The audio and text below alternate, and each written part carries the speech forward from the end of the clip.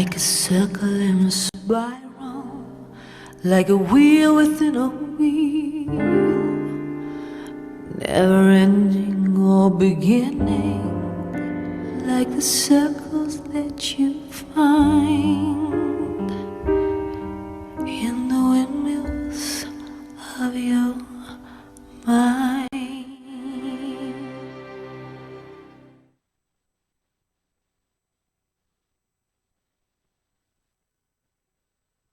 Visit StogieGeeks.com/Debonaire for a list of retailers who carry Debonaire cigars.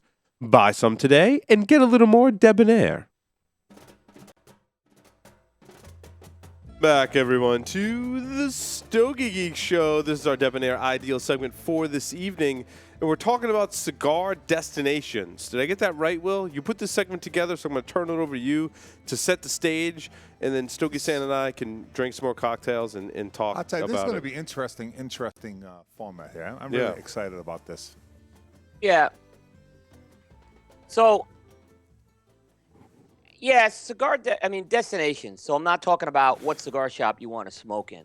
Okay. But I'm talking about specifically, is there a place you'd want to go to? And it could be smoke friendly, and it may not be smoke friendly. Mm-hmm. That you would just say that would be the coolest place to have a cigar. Oh, I got one. Oh. And I was inspired. I was watching an episode of Entourage, and they went out. They took a trip from California. They actually took a trip to the Joshua Tree. And they ended up doing mushrooms out there, but that's another story. But right. But I was like, man, the Joshua Tree would be, if it was just, as long as that sun ain't beating down. I mean, that would be a really, really cool place to just sit back and have a cigar. In like the middle of nature in the desert. So I kind of got started thinking, what are some of these types of places that that you'd want to go to have a cigar?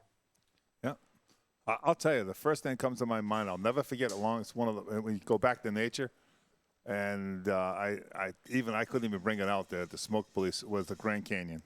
You're just awed by nature itself. That's the first thing. You know what I mean? It just wanted to sit there, take it all in. It's interesting. The places that you'd want to smoke a cigar are not necessarily the best environment to smoke a cigar in, right? Like, if I think of even some of the memorable times, it wasn't necessarily the best place climate-wise to have a cigar.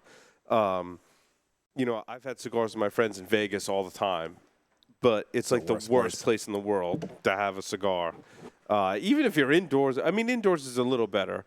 But I love outdoors. Outdoors is great. I love outdoors. As long as it's not windy and cold, you're fine. I remember being on the back of a cruise ship with a bunch of my coworkers early on when I started my day job. When we were a small company then. We used to all smoke on the back deck of the cruise ship, and it's like the worst environment. It's windy. It's cold. But I'm going to go back to what Jose Blanco said. That it's not so much where you have the cigar, but who you have it with, right? And that's his mantra. And I, more so than the location, Will, and I don't want to get away from the topic on your. No. I agree with you. I think it's more who you're with. I think that's like very understated when you say something like that. Yeah. Yeah, I got to tell. So there's a story that ties in with everything you just said, Paul. Vegas and the Jose Blanco.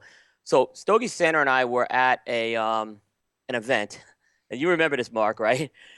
And I think we were having a good time at that cigar event. And then it was kind of, as Jose would say, the asshole showed up. The asshole showed up, right? So, and we were like, so we looked at each other, and it was very clear we made an exit stage right. Okay? So we left and went back to the Venetian. We get to the Venetian, and it's a mob scene at the Circle Bar. I mean, we couldn't. It was beyond standing room only. And so we looked at each other like, "Fuck, we can't smoke, right?" So we went outside, and it's like 100 degrees and humidity at night. And we basically just said, "This ain't gonna work tonight." No, right. It was not it just wasn't the night to have that glass cigar. No, we said. Right. Yeah, I remember that. Yeah. I think I would have took the 100-degree heat over that time at the event. Oh my goodness! Cool. I'll tell you what. If I could only take a picture of Coop. Now, this man is very abrasive, to say the least. We won't get into it. And he couldn't believe it. It seemed like an hour being with this gentleman. I think it was, 7 minutes? Yeah. Right. Now, if I didn't love Mark like a brother, I would have just left. Yeah. I mean, I know. I would've just found He wants, He wanted out. If it wasn't you, he would have ditched you. That's like me at the Circle Bar. I can't stand crowds. I looked at him. I said, I can't do this. No, we couldn't do it either. We're very alike on things like that. So. But, in terms of, I don't know if it's a destination, but a place that I'd like to have a cigar. And, we've talked about this here locally because we want to have like a movie night, like the movie theater, like maybe a movie theater. I couldn't do it for cigar people. Oh, for cigar people? For cigar people. Oh, I see. Yeah. Smoking with not in mixed company because people don't like seeing either one. That's a great point. I see you saying. Go in there. Have you something? You're going to watch a movie you like. You're going to be with people you want to be with. Right. Exactly. I think that's a great that time goes to back have a to cigar. what you're saying, Coop.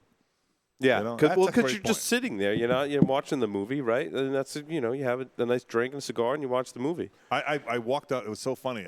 You know how I am with circumstances from the beach when the lifeguard wanted to throw me off the beach. I remember that. I walked out. I walked right out the Grand Canyon with my cigar thing. No, I couldn't even bring the cigars there, let alone light them up. Really? Interesting. Oh, yeah, I had Fred. Unbelievable. They wouldn't let you smoke in the Grand Canyon? Oh, I was up on top, right? I had my wife and 2 kids, and my brother. He says, "You can't do this." I said, "Don't tell me that." Right? So he was egging you on. No, he knew. He knew. So I grabbed out the cigar case and I got Phil the forest ranger. As I walk out, he's got the hand out. Tobacco free.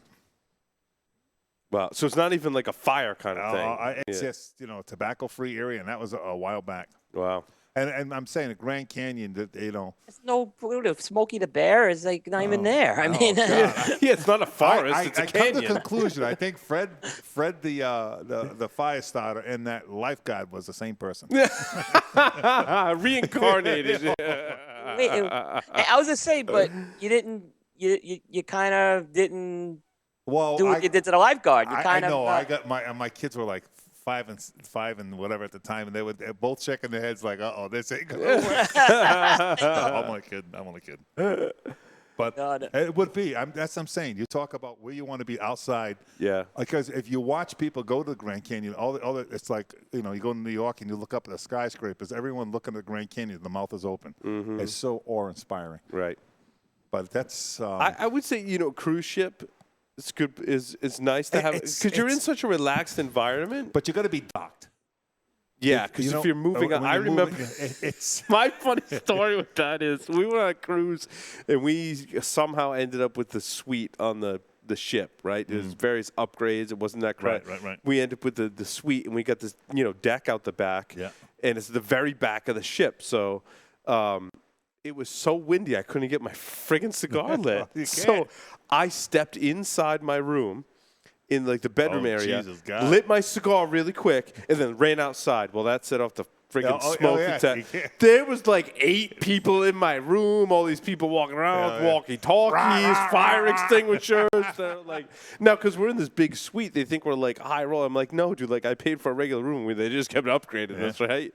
And they were like, they didn't yell. They weren't like your park ranger or your lifeguard, but they were they were more like, we take this very seriously, and it was kind of refreshing to see they took that very seriously. But at the same time, it was kind of funny that I caused the whole commotion on the ship because I wanted to go back to the original statement we're saying about the Debonaire ideal. Now, I'm on the cruise ship, and it's docked, and everyone's up top. It's the first day or so, and everyone's kind of like... You've already thrown a few off the boat. Oh, yes. Oh, yeah. My buddy brought these diesels and all this shit. But anyway, we're on top of the ship, and it was funny, 10, 15, 20 feet away, you got everybody kind of, muddle around, and you fire up a cigar. Next thing you know, you got a group of people. All getting together. It's a nice... The opposite can happen where people don't want you to smoke, but you love a cigar. People are like, oh, we're on vacation, we're going to partake. Yeah. And it opened up a whole new... It goes back to what Coop was saying about the segment. What did it do? It brought people together. You smoke on the spot. It was great. We had a little cigar fest right on top of the boat. It was great. It really was. Yeah, I mean, you heard the story about my daughter's wedding when everyone went outside and smoked, and it was a big part. And that's what we did every time. He said, "Oh, I had a couple of cigars with me. Let's get together every time." So I don't know I can't remember. It was okay. We'll make that. This is our cigar. Say 5 o'clock at night, whatever it was. Yeah, we'll get together, and it was great. Cocktails. The wives would do their thing. I know when you talk about destination, you tend to think about vacation, and I think it is important. If you're listening to the show, you smoke cigars, and to make time for that on your vacation. I mean, even when I go to Disney with the family, like they know, got a certain time when we're back in the room. Like, we're going to be outside. Dad's going to have a cigar. Mom's going to have a cocktail. The kids running around outside, and we're just going to chill because we're at the park all day. And Florida's great for that because they're pretty open to it, right? They are. Even if you're on a Disney hotel, they're like fine. Security guard would come by and just kind of wave, like, "Hey, how you doing?" Like, I was like, "Am I going to get in trouble for doing this?" Like, there was no official policy. There was no ashtray, but there was no official policy that said you couldn't. But they were totally cool with it. They were like, "That's totally fine." So there's only 2 places you can smoke on a cruise ship. In the lounge, if they have a lounge in the lounge, or gambling lounge, and up on top. Well, a lot of them have cigar lounges in it. Yeah. Cigar Aficionado just ran a series about best cruise lines for cigar smokers. So yeah, Rocky Patel has his cruise every year. I think he rents the whole ship out. And speaking of it, did you see that? Music-wise, I'm a big blues fan. And they had a cruise with everyone from Keb Mo to Buddy Guy to everything. And I forgot where it was. And they had another one in Vegas like that where, it's all about cigars. It's the same thing. It fits into this little segment here. And what's better, I guess it goes hand in hand with great company, great spot to smoke. And what is it? Why does that cigar taste better? It's the same cigar you smoked by yourself, but when you are surrounded by great atmosphere, great friends, and that cigar tastes better. Do you guys find that when you visit cigar factories too? Oh yeah. The cigars always taste better. Yeah. Oh yeah. Because they're right there. I can see that. Oh yeah. They're not up on their plane. They come down and all that shit. Right. Same with going even down to the cigar Paul. When we head down to Miami, you'll see when you head down to these cigar offices how friendly they are, and you almost feel guilty you're taking up their time, and they love having you there. Apollo just keeps bringing us drinks, man. Oh, Apollo. He's not satisfied until I slur my speech. Tobacco tequila he's giving us now. Oh, God. Oh, God. Tomorrow's going to be a rough day. No, this is it after me. I got work. I'm not going to know more than this. Nope. I'll send you the article I just read about hangover cures. Yeah. Ibuprofen, eggs, and asparagus, and vitamin B. That's what I read. And then you piss them like what's that? What's that smell? Good old water. Just hydrate water. yourself. Yeah, keep yourself hydrate with a lot of hydrate. Sports drinks. Drink before you drink. Water before you drink. Yeah. Drink tequila before you. Is that what you're saying? Drink more of this, but it is. It's a great point when you're traveling or spots you want to be. You know what I mean? And another one, I tell you what would have been because of the art and everything. This sounds kind of weird, but the Vatican. I would love to be up on that roof of the dome. Yeah, and just look over the city. The Pope is going like this. I'd be going. I don't think the Pope is going. I think the Pope I think he would love it. I think he would love it too. Me too. I mean, it's just everything. The Vatican City is just something special. Yeah. I got yelled. Speaking of Disney, though, I got yelled at by Goofy once for having a cigar, but I was in a smoking area. Goofy. He's waving his finger at me. I'm like, dude, it's a smoking. I remember you telling me that, Will. Yeah. Imagine Goofy coming after Coop. If I could capture that on video, yeah, man. but I wish Mark was there with me. Oh yeah. There'd be another finger waving back at Goofy. Goofy would be on his back. Goofy would be on his back. I tell you. It was amazing. It truly was. But you know what's on the flip side of what we're talking about, how it goes back what Jose Blanco was saying, is when you can have a good cigar and be in the bad surroundings. You know what I mean? Not so much people, but we're too many people. Like when we went to New Orleans, a cigar inn. What is it? Abe's place? Abe's place. Smoke it, or whatever it is. I forget what.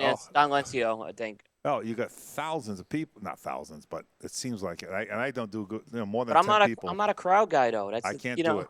I can't do it. Someone in the chat saying that airline flights.